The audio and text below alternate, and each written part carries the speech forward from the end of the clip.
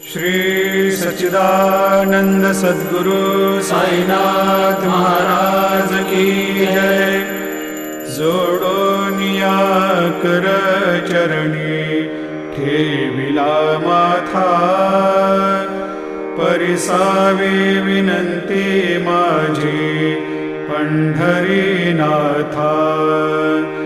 असो नसो भाव आलो तुझिया ठाया, कृपा दृष्टी पाहे मजकडे सद्गुरु राया।